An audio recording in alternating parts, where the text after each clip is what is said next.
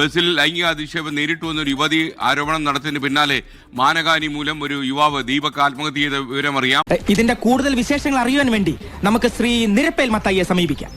ഇതിൽ ആരോപണ വിധേയ യുവതിക്കെതിരെ പോലീസ് കേസെടുത്ത സാഹചര്യത്തിൽ അവർ വിദേശത്തേക്ക് കടന്നോ എന്നൊരു സംശയം ഉയർന്നിരിക്കുന്നു.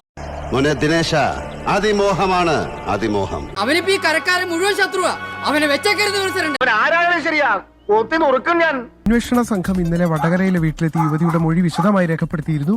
അതിനു പിന്നാലെയാണ് പോലീസ് കേസെടുക്കുന്ന സാഹചര്യം ഉണ്ടായത്. ഇതിനുശേഷം ഒരുപക്ഷെ അറസ്റ്റിലേക്ക് അടക്കം കടന്നേക്കുമെന്നുള്ള ആശങ്ക രൂപപ്പെട്ടതിന്റെ പശ്ചാത്തലത്തിൽ ഈ യുവതി ഇപ്പോൾ വിദേശത്തേക്ക് കടന്നിരിക്കുന്നു എന്നുള്ള സൂചനകൾ അന്വേഷണ സംഘത്തിന് ലഭിച്ചു.